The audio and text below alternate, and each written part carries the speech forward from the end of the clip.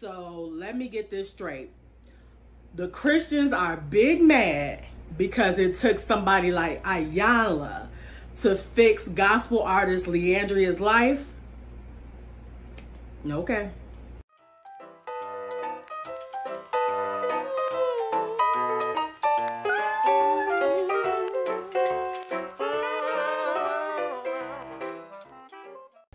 Hey everybody, it's Old School Heart back with another cultural conversation for you guys.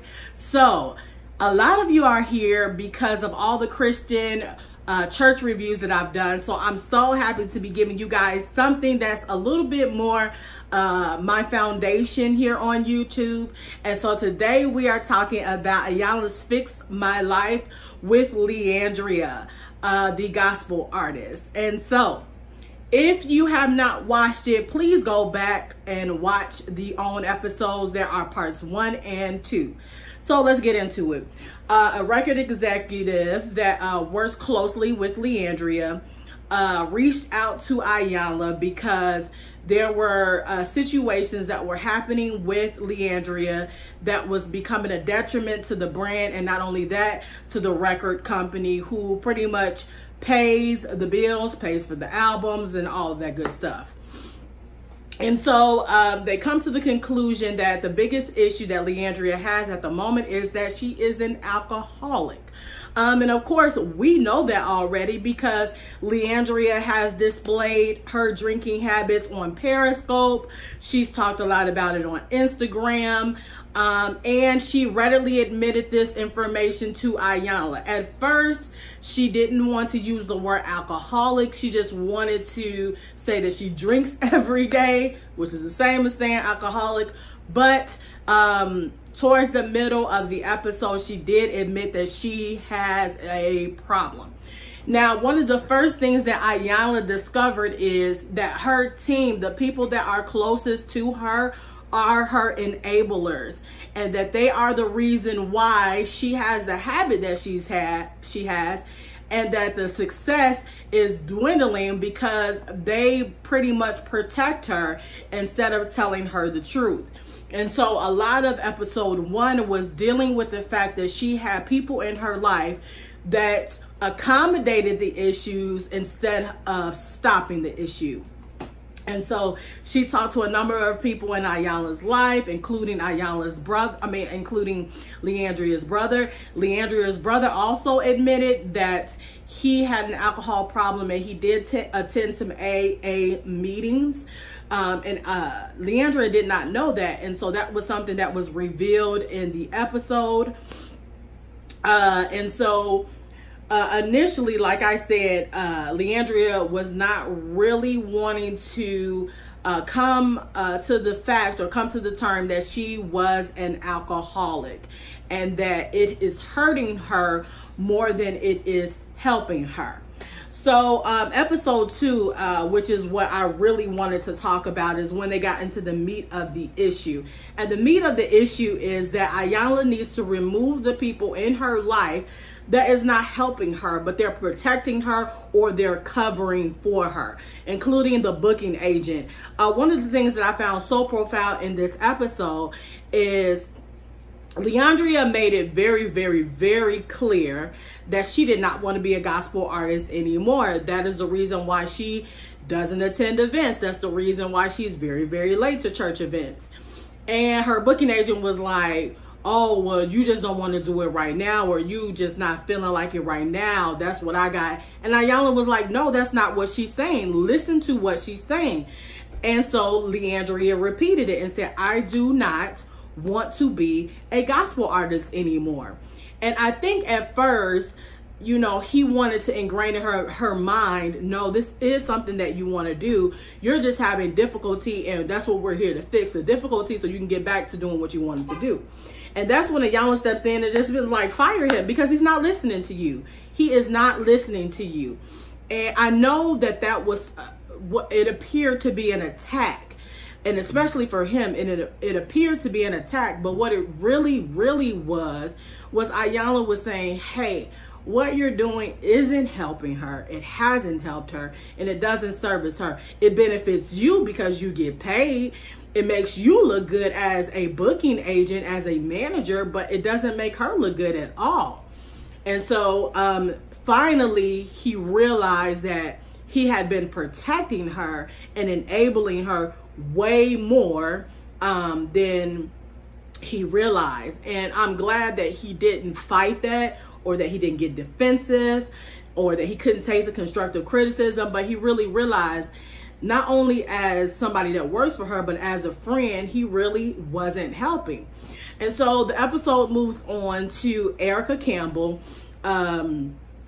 Actually, it moves on to Kirk Franklin sending a message, and it also moves on to Erica Campbell. And Erica's been with her from the beginning when she won Sunday's Best. She was the reason why she won Sunday's Best, because Erica picked her. They've worked closely in the industry together. LeAndria has actually performed a song, a tribute to them. And so she's very close to them. Even though, I don't know if you guys remember, when she initially appeared on Sunday's Best, they kind of shaded her because she didn't look the part. And I don't know if that was Tina or if that was Erica or if that was both of them. But I remember them being highly criticized for picking on her, because we liked LeAndria from the get-go. We loved her from the get-go. And so, you know, Kirk Franklin encourages her to get better, to get well. And so does Erica Campbell, and just gives her a piece of advice that, you know, people are going to attack. The one thing that I love that Will Smith says, people attack. You will never get over the world attacking. And so what they reveal to her is that she is going to have to find peace and solace in knowing who God is, and spending time with him, spending time meditating. And the reason why she's so angry with the church, and the reason why nothing is going well, and why she's lost the desire to sing to church people and to churchy people, is because she's lost her foundation. As long as that foundation is strong, you know, then her faith is also that way. And so Erica Campbell was giving her that inspiration or whatever. And then Iyanla had Erica admit that she was an alcoholic.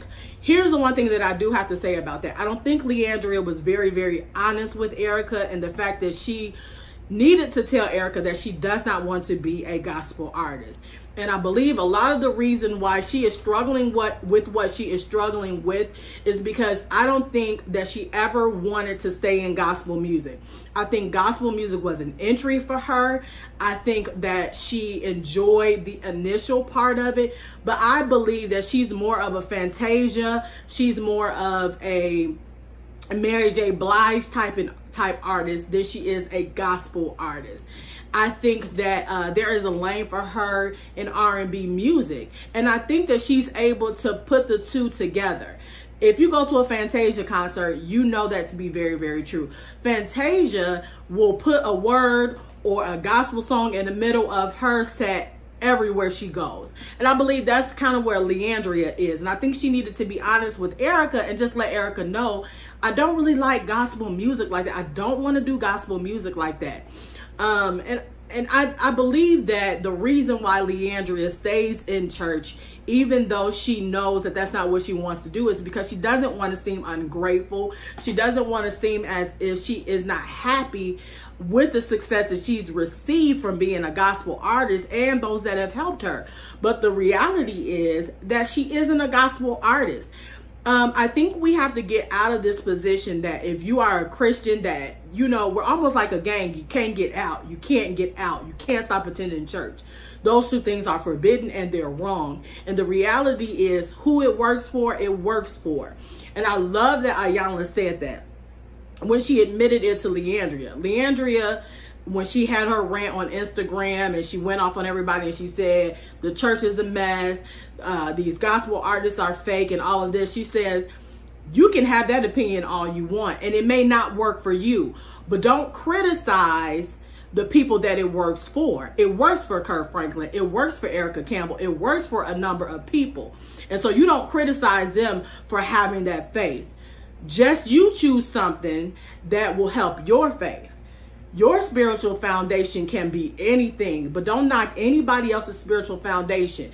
And I think that that was a lesson for not only LeAndria, who really shouldn't be a gospel artist, but for us Christians, don't knock people who have other faiths. Whatever works for them, let it work for them, especially if they are able to get along with you, if they're able to assist you, if they're able to help you in some way. If they are a great citizen, then you have no right in telling them what they should be or not allowing them to be what they should be. Respect everybody's religion and how it works for them. And I believe that's true for people who also leave the church as well. Whatever works for them, works for them. And that is okay. It is okay for us all to coincide together. Sometimes I'm like that. There are more things that I am finding that works for me outside of church than it ever did inside church. What I have to do and what I like to do may not ever hit a pulpit, but it may touch everybody else outside of it. And I believe that's how LeAndria is. And I believe that's who she is. And so I hopefully she's freeing herself of being in this Christian box and feeling like she has to give because we initially gave to her. No, you have to free yourself of that. And I hope that she's been able to do that. So this was a very, very good episode, guys. The one thing that I do have to say is, Iyanla, we have to talk about this whole lay thing. Now, I don't know if this episode was before the episode with the engaged couple or after the episode with the engaged couple, but Iyanla, we have to be real about this. Now, y'all did leave that lady in that hotel room for 3 hours, and then you told LeAndria to go back and apologize to your staff for being late. So, I'm just saying, it didn't look right. I don't know which one came first, but it did not look right. But to Iyanla's defense, Iyanla did try to apologize to the young lady and try to greet her with a holy hug and a kiss, and it did not work out.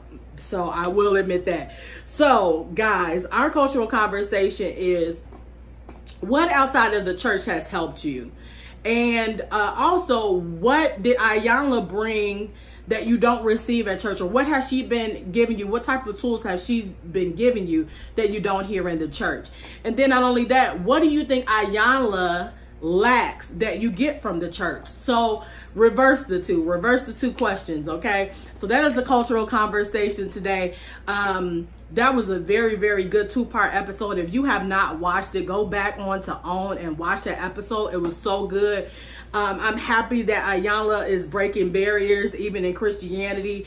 People want us to be so boxed and to do things within the church that we rarely realize that there are people outside of the church that is just as powerful.